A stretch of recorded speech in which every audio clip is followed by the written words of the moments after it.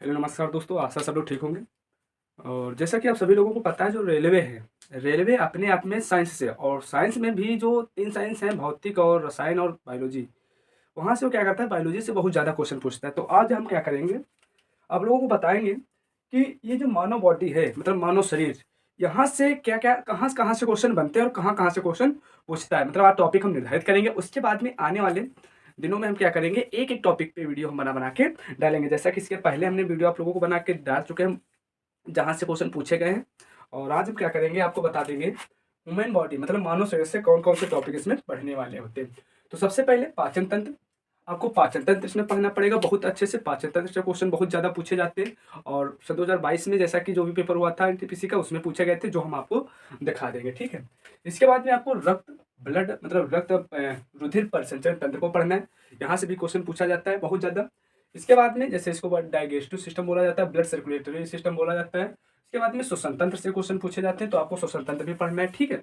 इसके बाद में अगर हम बात करें उत्सर्जन तंत्र भी क्वेश्चन बहुत ज़्यादा पूछे जाते हैं, इसको भी पढ़ना है आपको। तंत्रिका तंत्र को भी पढ़ना है, नर्वस सिस्टम, ब्रेन वगैरह इसी में सब आ जाएगा, मिनोराज ये सब इसी के अंतर्गत आ जाएगा। और इसके बाद में आपको पढ़ना है कंकाल तंत्र, कि कौन सी मतलब फेस में कितनी हड्डियां पाई जाती हैं, सिर में कितनी हड्डियां पाई जाती हैं, पैर में हड्डी कौन सी पाई जाती है, सबसे बड़ी हड्डी कौन सी होती है, तो इसके अंतर्गत पढ़ेंगे। इसके बाद में हम पढ़ेंगे प्रजनन तंत्र, कि रिप्रोडक्टिव सिस्टम क्या होता है, तो ये सब हमको पढ़ना पड़ेगा। जैसे हम पढ़ते पढ़ते क्या करेंगे, आप लोगों को बहुत आसानी से हम बता देंगे कैसे आपको इसको याद करना है, जिसमें आप लोगों को कोई कठिनाई ना जाए। तो आज हम क्या करेंगे, पाचन तंत्र को कंप्लीट आपको बता देंगे कि पाचन तंत्र में आपको क्या क्या पढ़ना है और क्या क्या आता है पाचन तंत्र। तो ये इतनी चीज़ें आपको हम मानव शरीर के अंतर्गत पढ़ाएंगे पर डे, ठीक है। तो जैसा कि आज हम जो आपको पढ़ाएंगे पाचन तंत्र, डाइजेस्टिव सिस्टम, तो इसमें पढ़ाना क्या है, आपको कुछ नहीं पढ़ाना है, बस वही पिछले जैसे इसके पहले भी हमने इस पे वीडियो बना के डाल चुके हैं पाचन तंत्र पे। तो आज यहाँ से कुछ हम क्या करेंगे, थोड़ा आपको बता देंगे। जैसा कि आप सब लोग जानते हैं, जो चित्र होता है ऐसे, जो पाचन तंत्र का चित्र बनता है वो कुछ इस प्रकार से बनता है।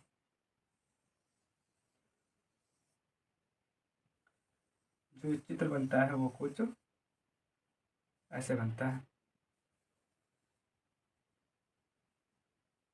तो हम ये सब बता देंगे कौन कौन से भाग हैं, और आपको ये भाग भी याद रखना है, क्योंकि कभी कभी क्या पूछ देता है, वो पूछ देता है निम्नलिखित में से पाचन तंत्र से संबंधित अंग है, कौन है या कौन नहीं है। तो ऐसे कुछ संरचना होती है। तो जैसा कि सबसे पहले आपको हम कुछ और अंग बना के दिखा दें। यहाँ पे जो होता है वो लीवर होता है, और लीवर के नीचे यहाँ पे ये कह सकते हैं पित्ताशय होता है, तो हम इसको भी लिख दीजिए लीवर है या यकृत बोला। और इधर ये जो होता है इसको बोला जाता है अग्न्याशय, अग्न्याशय। और ये जो है पेट, जिसको या पित्ताशय अग्न्या वो अमाशय बोला जाता है, अमाशय। और ये जो होता है इसको बोला जाता है ग्रास नली। ये जो होता है ये मुख, ये कह सकते हैं मुख होता है, ठीक। ये वाला भाग जो होता है इसको बोला जाता है छोटी आंत। ये क्या होता है, छोटी आंत। और ये जो होता है ये बड़ी आंत होती है। ये क्या होती है, बड़ी आंत। ये बड़ी आंत होती है। तो इसके भी बहुत सारे भाग हैं, हम एक एक की बात करते धीरे धीरे चलेंगे। जैसे कि सबसे पहले हम आपको बता दें मुख। तो मुख से आपको याद रखना है कुछ मुख। सबसे पहले जो मुख है, तो मुख जो है, मुंह जिसको मुंह बोला जाता है या मुख गुहा बोला जाता है, यहाँ से आपको क्या याद रखना है, सब हम बता देंगे आपको क्या क्या यहाँ से याद रखना है। तो यहाँ से आपको मुख में ही क्या होता है, देखो मुख में लार लार जो होती है, लार मुख में ही पाई जाती है। पर डे आदमी जो होता है, एक पुरुष या एक मनुष्य, per day Yuri day 1.5 litre लार स्रावित करता है। लार में पूछा जाता है, सबसे पहले पूछेगा लार ग्रंथियां कितनी जोड़ी पाई जाती है, तो 3 जोड़ी लार ग्रंथियां पाई जाती है, ठीक है। लार ग्रंथियां 3 जोड़ी पाई जाती है, ये भी आपको याद रखना है। लार ग्रंथियां कितनी जोड़ी पाई जाती है, 3 जोड़ी पाई जाती है। कौन कौन सी पाई जाती है, तो अधोहन, अधोजिह्वा, कर्णपूर ग्रंथि, ये 3 जोड़ी ग्रंथियां पाई जाती हैं। इसके बाद में लार में कौन सा एंजाइम पाया जाते हैं, तो लार में आपको याद रखना है टाइलिन, टाइलिन याद पाया जाता है, टाइलिन। और ये पाया जाता है लाइसोजाइम, लाइसोजाइम एंजाइम। तो ये क्वेश्चन इसका पूछा जाता है। ये जो टाइलिन एंजाइम होता है इसका कार्य क्या होता है, तो टाइलिन एंजाइम का जो कार्य होता है ये क्या करता है, जो मंड होता है, मंड या जो चोकर होता है स्टार्च, उसका ये पाचन करता है। इसी को बोला जाता है एमाइलेज। या आपसे पूछ देगा एमाइलेज, तो एमाइलेज भी क्या करता है,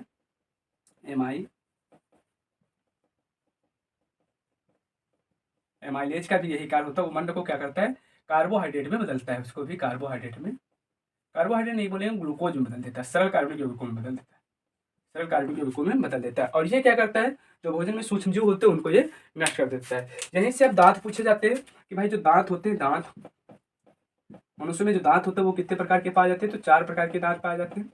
कौन कौन से पाए जाते हैं, तो सबसे पहले कृंतक दांत पाए जाते हैं, कृंतक जिनको कैनाइन बोला जाता है। उसके बाद में रदनक, रदनक पाए जाते हैं। रदनक के बाद में अगर हम बात करें तो अग्रचौड़क, प्रीमोलर्स जिनको बोला जाता है, अग्रचौड़क, चौड़क और चौड़क, चौड़क, ये 4 प्रकार के दांत पाए जाते हैं। इनके अगर पूछा जाता है इनकी संख्या क्या होती है, कितने के पाए जाते हैं, तो आपको बता दें जो कृंतक दांत होते हैं एक जबड़े में, एक जबड़े में, तो एक जबड़े में हम बात करेंगे तो एक कृंतक दांतों की संख्या जो होती है 4 पाई जाती है, और रदनक दांतों की संख्या 2 पाई जाती है, अग्रचौड़क दांतों की संख्या 4 पाई जाती है, और इनकी संख्या जो होती है 6 पाई जाती है। इस तरह से अगर हम जोड़ते हैं तो एक जबड़े में टोटल 16 हो जाते हैं, और 2 जबड़ों में क्या हो जाते हैं, इतने हो जाते हैं।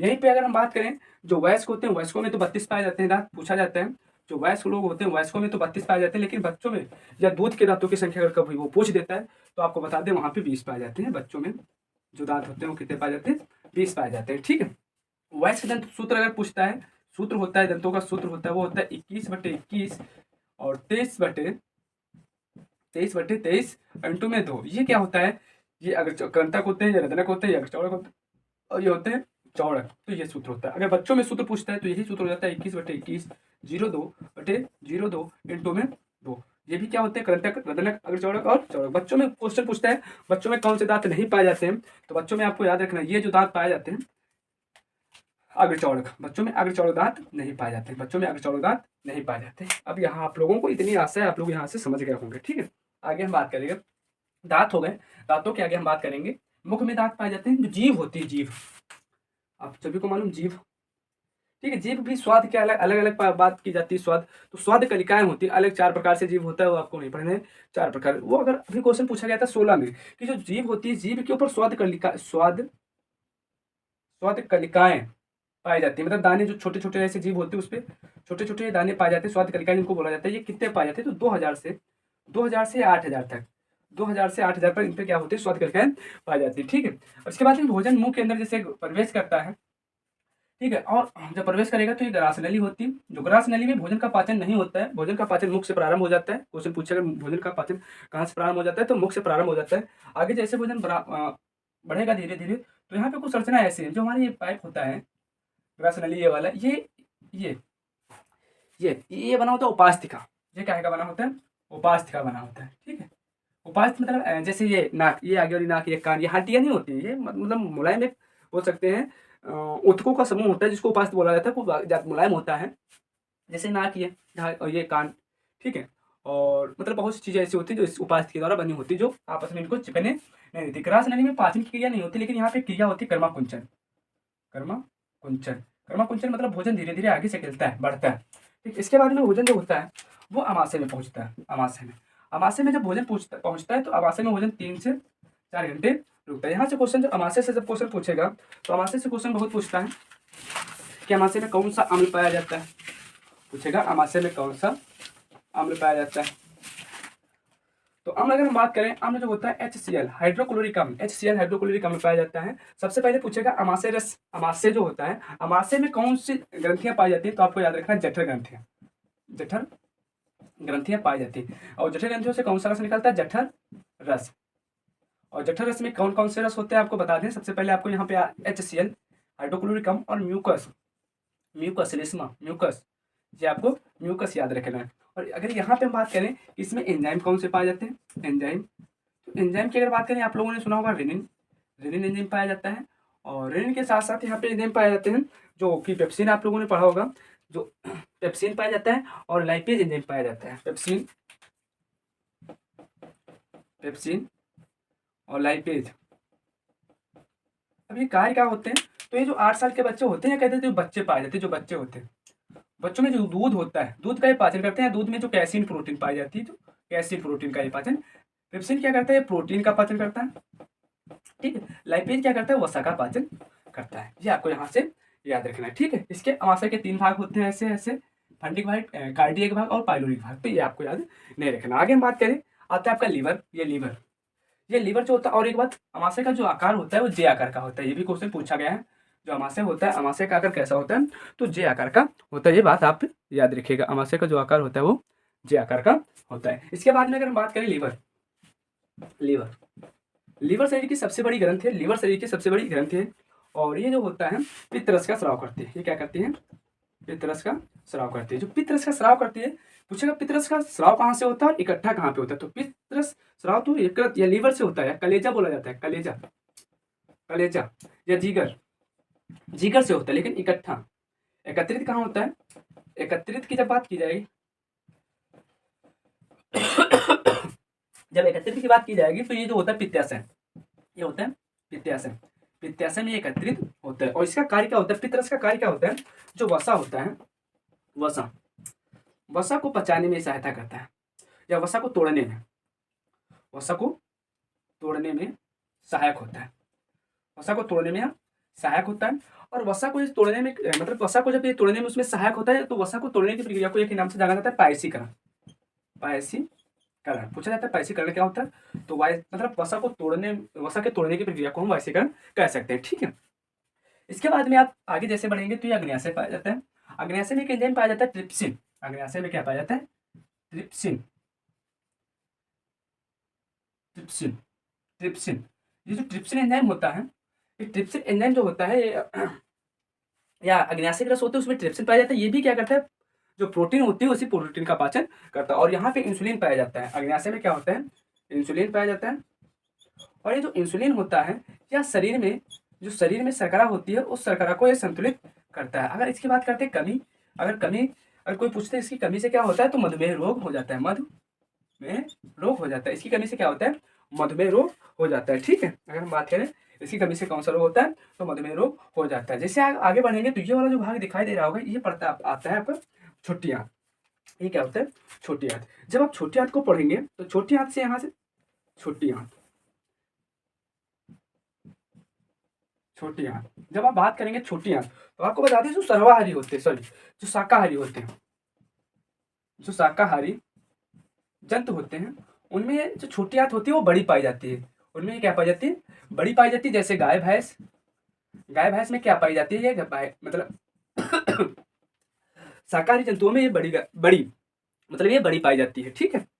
और अगर हम बात करें मांसाहारी, छोटी किस्में पाई जाती है, तो मांसाहारी, जो मांसाहारी होते हैं जंतु, मांसाहारी जंतुओं में या जंतु में छोटी पाई जाती है। जंतु में यह छोटियाँ जो होती छोटी है। जैसे शेर हो गया, शेर में, और शेर में क्या पैसी पाई जाएगी? शेर में ये छोटी पाई जाती है। ये क्वेश्चन आपको यहाँ से याद रखना है कि ये बड़ी किस्में पाई जाती है और ये छोटी किस्में पाई जाती है। ठीक है।